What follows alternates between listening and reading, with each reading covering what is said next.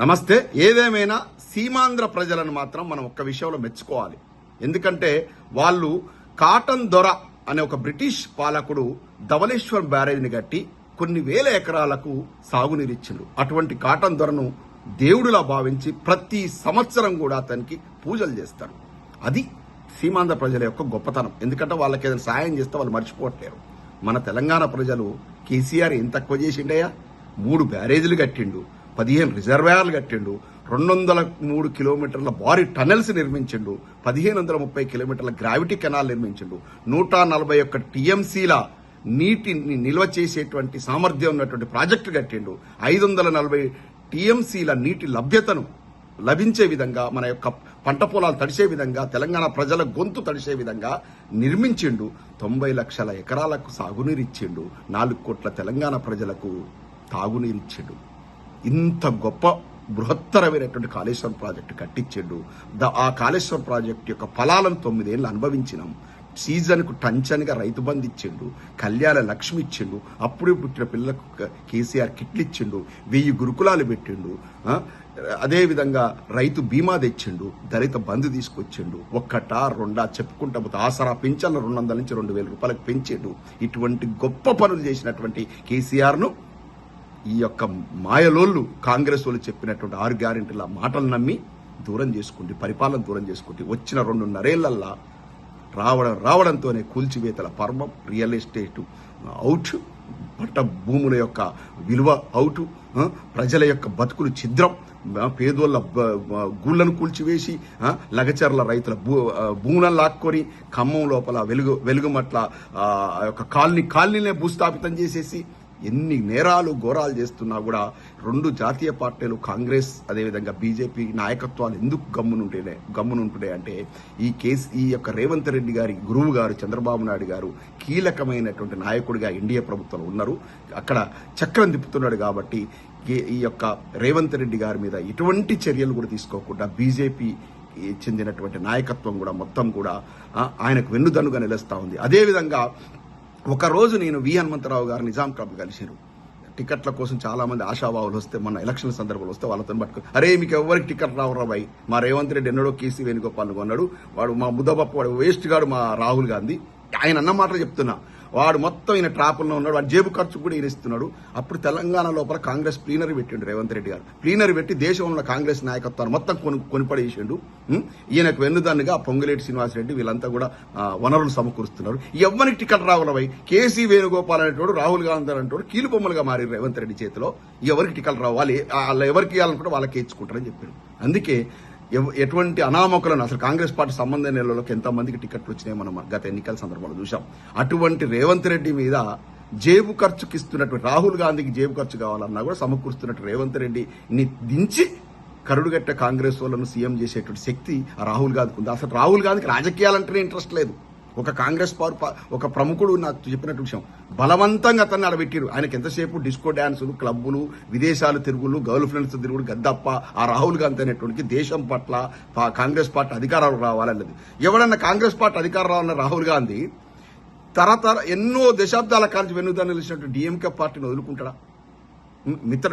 మిత్రత్వాన్ని వదులుకుంటాడా? కమ్యూనిస్టులు కేరళలో బొందబెడతారా? కమ్యూనిస్టులు వాళ్ళకు దేశవ్యాప్తంగా వాళ్ళకు ఒక సరాసరి 2 నుంచి 5% ఓట్ బ్యాంక్ ఉంటుంది. వాళ్ళు వెన్నుదన్నుగా నిలుస్తున్నారు బీజేపీని ఎదుర్కోవడం కోసం కాంగ్రెస్కు. వాళ్ళు వదులుకుంటారా? మమతా బెనర్జీ రాజకీయంగా బొందబెడుతుంటే కాంగ్రెస్ పార్టీ నోరు మూసుకొని ఉంటుందా? అంటే ఇండైరెక్ట్ గా బీజేపీ సపోర్ట్ ఇచ్చింది అక్కడ అన్ని కాన్స్టిట్యున్సీల పెట్టి. కాబట్టి కాంగ్రెస్ పార్టీ అనేది పూర్తిగా మునిగిపోయేటువంటి నావ దేశవ్యాప్తంగా కనుమరుగు కాబోతా ఉంది. ఇప్పుడు జెన్జీలో కాంగ్రెస్ పార్టీ ప్రస్తావన లేదు. యూత్ కాంగ్రెస్ ని పట్టించుకోవట్లేరు. ప్రాంతీయ పార్టీలు ఎప్పుడైతే బలహీనపడిపోయాయో దేశవ్యాప్తంగా ప్రజాస్వామ్యానికి ముప్పు వాటిల్లింది. ఒకనాడు ఎన్టీ రామారావు గారు ఉన్నప్పుడు ఎట్లుంటుండే, ప్రాంతీయ పార్టీలు స్ట్రాంగ్ గా ఉన్నప్పుడు ఇక్కడ ఎన్టీ రామారావు గారు, అక్కడ ఆ విధంగా లలూ ప్రసాద్ యాదవ్ గారు, అక్కడ ములాయం సింగ్ యాదవ్ గారు, ఇట్లాంటి యోధులు ప్రాంతీయ పార్టీలు ప్రాబల్యం ఉన్నప్పుడు ప్రజాస్వామ్యం పరిడి వెళ్ళింది. ఒక్క సీటు తక్కువైతే వాజ్పేయి గారు రాజీనామా చేశారు. అటువంటి రోజులు ఇప్పుడు ఎందుకు లేవు? బుల్డోజ్ చేసి పడేస్తున్నారు. ఒక్క సీట్ కాదు కదా, ఎదుటి ప్రతిపక్షాన్ని లేకుండా మొత్తం నిర్వీర్యం చేసేటువంటి కార్యక్రమం చేస్తా ఉంది దేశవ్యాప్తంగా బీజేపీ. ఇలా బీజేపీ 8 మంది ఎంపీలు ఉన్నా కూడా రేవంత్ రెడ్డి గారి మీద ఒక్క మాట చేయట్లేదు. నీళ్ళు ఇవ్వకున్నా కూడా ఇలా ఒక ఈటల రాజేందర్ గారు తప్ప మిగతా ఎంపీలు ఎందుకు మాట్లాడట్లేరు? తెలంగాణ ప్రాంతం ఎడారిగా మన తలాపున గోదావరి జలాలు పారుతా ఉన్నాయి. ఆ నీటిని ఎత్తిపోసేటువంటి పథకం మన ప్రాజెక్టు బృహత్తర కాళేశ్వరం ఉంది. ఆ నీళ్లను కన్నెపల్లి పంప్ హౌస్ నుంచి లిఫ్ట్ చేస్తే ఈ సుందిల్లా, అన్నారము, అదేవిధంగా ఎల్లంపల్లి నింపితే మన రిజర్వాయర్లు, మన చెరువులని నింపుకోవచ్చు. సాగునీటికి ప్రాబ్లం ఉండదు ఈ కరువు సమయం లోపల అని ఎందుకు గొంతెత్తట్లేరు బీజేపీ వాళ్ళు? బీజేపీ బందీ అయిపోయింది చంద్రబాబు చేతిలో.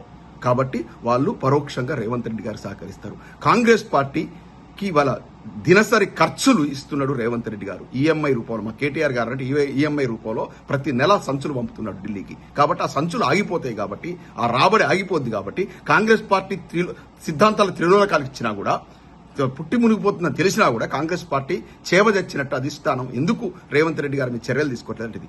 ఇవాళ రక్త పిపాసిలా మారిండు. ఏమంటున్నాడయ్యా, కేసీఆర్ గారు ఇంత మంచి ప్రాజెక్టు కట్టి 9 ఏళ్ల లోపల 40,000 మెట్రిక్ టన్నుల వరిధాన్య దిగుబడి 2014 ముందుండే ఇవాళ 150 లక్షల మెట్రిక్ టన్నులు పెంచుడు, దాదాపు 4-5 రెట్ల వరిధాన్యం దిగుబడి పెరిగి దేశానికి అన్నం పెట్టే పరిస్థితి తీసుకొచ్చాడు తెలంగాణను. అటువంటి కేసీఆర్ గారిని అటువంటి రిటైర్డ్ ఉద్యోగులనేమో రిటైర్డ్ ఇంజనీర్లు ఏమన్నారు, నీళ్లు ఎత్తిపోసి తప్పిందంట, రిటైర్డ్ ఇంజనీర్లను బెల్టులతో కొట్టాలంట, జైలు వేయడానికి ఈయనెవరంటే రేవంత్ రెడ్డి గారు జ్యుడిషియల్ పవర్ ఉందా? కోర్టులు తీసుకోవాలి. నీకు దమ్ము ధైర్యం ఉంటే కేసులు పెట్టు. వాళ్ళు ఏమైనా అవినీతి చేస్తే. ఈయన డైరెక్ట్ ఏమంటున్నాడు, బెల్టులతో కొట్టాలన్నట, జైల్లో వెయ్యాలన్నట. కేసీఆర్ గారి లాంటి మహానాయకుల యొక్క కోసి రక్తాన్ని, వారి యొక్క కొవ్వునంట పంట పొలాల మీద జల్లుతానంట, పంటలు పడతాయట.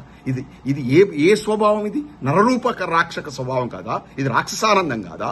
ఎదుటి వాళ్ళ ఒక ముఖ్యమంత్రి స్థాయిలో ఉన్నటువంటి వ్యక్తి ఇవాళ రక్త పిపాసిలా మాట్లాడుతూ ఉంటే తెలంగాణ సమాజం ఎందుకు నోరెత్తట్లేదు? తెలంగాణ సమాజం ఎందుకు ఇంత బానిసత్వం అనుకుంది? మనము తెలంగాణలో ఎట్లుంటుందంటే మన సీటు కిందకి నీళ్ళు వచ్చేంత వరకు లేవం. ఓ 10-15 ఏళ్ళు బానిసత్వం, బాంచం ద్వారా అని బతుకుతాం. మంచి నీళ్లు వచ్చిన తర్వాత అయ్యో మన బతుకులు ఆగమవుతారు అన్నప్పుడు ఎవరో కేసీఆర్ లాంటి నాయకుడు వచ్చి ముందు నడిచినప్పుడు వెనక అప్పుడు నడిచేసి అప్పుడు సాయుధ పోరాటానికి సిద్ధపడతాం. ఇది మన తెలంగాణలో ఇవాళ తెలంగాణ రావడంతోనే ఆయన మన తెలంగాణ అస్తిత్వం, తెలంగాణ తల్లి రూపాన్ని మార్చిండు, తెలంగాణ తల్లి చేతిలో ఉన్న బతుకమ్మని తీసేసిండు. ఎవరి కళ్ళల్లో ఆనందం కోసం చేస్తున్నాడో కూడా అర్థం కావట్లేదు. రేవంత్ రెడ్డి గారు చేసే ప్రతి చర్య తెలంగాణ బొందబెట్టేటువంటిది. రేవంత్ రెడ్డి గారు ప్రతి చర్య ఇలా తెలంగాణ అస్తిత్వాన్ని దెబ్బతీసేటువంటి. రేవంత్ రెడ్డి గారు ఇక్కడ అధికారంలో ఉంటే, నికార్సిన తెలంగాణ వాడు ముఖ్యమంత్రిగా ఉంటే, పక్క రాష్ట్ర ఉప ముఖ్యమంత్రి వచ్చేసి హైదరాబాద్ నడిబొడ్డున తొడగొట్టి ఎవంది రాబాయి ఈ జాగీరని మాట్లాడతాడా? పక్క రాష్ట్ర ముఖ్యమంత్రి వచ్చేసి ప్రగతి భవన్ ఇంట్లో కూర్చొని రివ్యూలు చేస్తాడా?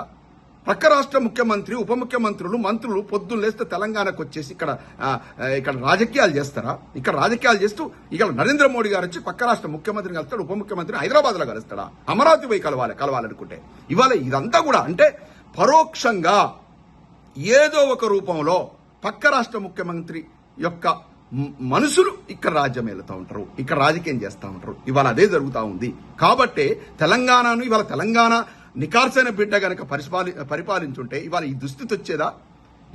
ఇవాళ ఏం చెప్తున్నాడు, ఆ 3 బ్యారేజీలు, ఆ యొక్క సుందిల్లా, అన్నారము, అదేవిధంగా మన ఎల్లంపల్లి ప్రాజెక్టులు కనుక నింపినట్లయితే వాటి యొక్క 3 సామర్థ్యం కూడా 30 టీఎంసీలు కూడా లేదు. ఆ 30 అవి కనుకనంట మొత్తం అంటే నా నోటితో నన్ను అవంట కూలిపోతేనంట, ఆ నీళ్ళు వచ్చి సడన్ గా వచ్చి మొత్తం గోదావరిలో కలిస్తేనంట భద్రాచలం పట్టణం మునిగిపోతుందంట, 40 గ్రామాలు మునిగిపోతాయంట. ఈ శుద్ధ అబద్ధం కాదా? 2022లో సరాసరి 250 టీఎంసీల నీరు ప్రవహించింది. భారీ ప్రవాహం, అది భారీ ప్రవాహం. కనీసం భద్రాచలం మెట్లను కూడా దాటలే నీళ్లు. అంటే ఎక్కడ 250 టీఎంసీల నీరు వరద వస్తేనే ఈ ప్రాజెక్టులని తట్టుకున్నాయి. కనీసం భద్రాచలం పట్టణానికి ఏం కాలేదు. ఓన్లీ 30 టీఎంసీలు ఈ 3 ప్రాజెక్టులు. ఆయన అన్నట్టు ఆ 3 ప్రాజెక్టులు కొట్టకపోయినాయి అనుకో, ఆ నీళ్లు వచ్చి గోదావరి పడ్డాయి అనుకో, ఏమైతుంది? కొట్టకపోవడం అనేది ఇంపాసిబుల్. ఎందుకంటే 250 టీఎంసీల సామర్థ్యాన్ని, వరద ప్రవాహాన్ని తట్టుకున్నటువంటి బాహుబలిలో నిలబడ్డటువంటి మేడిగడ్డ బ్యారేజీ ఈ 30 టీఎంసీల కొట్టకపోతుంది. ఇది శుద్ధబద్ధం కాదా? ఎవరి కళ్ళల్లో ఆనందం కోసం? ఇవాళ ఏందంటే దీని వెనక పెద్ద కుట్రకోణ ఉంది. ఇవాళ 40,000 మెట్రిక్ టన్నుల నుంచి 150,000 మెట్రిక్ టన్నులకు వరి దిగుబడి పెరిగింది. అది కొనలేక సస్తున్నారు కాంగ్రెస్ వాళ్ళు. ఆ ఒడ్లు కొనాలంటే వీళ్ళకు ఇబ్బంది అవుతా ఉంది, పైసలు లేవు, మొత్తం దివాలా తీసింది తెలంగాణ. కాబట్టి రేపు ఒడ్లు పండుతే, మళ్ళా ఒడ్లు పండుతే అవి కొనలేము. కాబట్టి నీళ్లు బంద్ పెడితే వరి ఆపేస్తారు. వరి ఆపేసినట్టయితే ఒడ్లు పంట దిగుబడి పోతుంది. పంట దిగుబడి తగ్గితే ఉపశమనంగా ఉంటుందని చూస్తున్నారు. అంటే ఇలా రైతును నట్టేట ముంచుతున్నారు. పంట పండించకుండా రైతును ముంచుతున్నారు. ఇంత కుట్రకోణం దాగి ఉంది. తెలంగాణ ప్రజలారా నిలదీయండి. ఈ యొక్క నల్లికుట్ల కోదండరాం ఏం చేస్తాను? కోదండరాం నేను తెలంగాణ తెచ్చిన నీలాంటి నల్లికుట్ల వేసాలనే కాబట్టి కేసీఆర్ గారిని పక్కన పెట్టాడు. యూజ్లెస్ ఫోలో ఒక ఎమ్మెల్సీ పదవి కోసం కాంప్రమైజ్ అయిపోయి ఇవాళ కాంగ్రెస్ ప్రభుత్వాన్ని ఎందుకు విమర్శించట్లేవు? ఎందుకు తెలంగాణ వాదులందరినీ ఏకం చేయట్లేవు? ఎందుకు ఉద్యమానికి శ్రీకారం చుట్టట్లేవు? ఇలా నీ నిదానం అది కదా, నీళ్లు నియామకాలు ఇవే కదా నీది, నిధులు ఇదే కదా. మరి ఇవాళ త్రిలోకం ఇచ్చాడు, తెలంగాణ ఎడారిగా మారుస్తా ఉన్నాడు రేవంత్ రెడ్డి గారు. మరి ఎందుకు ఉద్యమించట్లేవు? ఒక్క ఎమ్మెల్సీ పదవి కోసం ఇంత కక్కుర్తిపడి తెలంగాణకి ఇంత ద్రోహం చేస్తావా కోదండరాం? కాబట్టి తెలంగాణ భావజాలం ఉన్నటువంటి తెలంగాణ మేధావులు, కళాకారులు తెలంగాణ ప్రజలను జాగృతం చేయాలి. కుట్ర జరుగుతా ఉంది. తెలంగాణను నాశనం చేసేటువంటి ప్రక్రియకు నాంది పలికి అదే విధంగా రాజ్యం చేస్తా ఉన్నాడు రేవంత్ రెడ్డి గారు. కాబట్టి అందరూ నినదించాల్సిన అవసరం ఉంది. జై తెలంగాణ.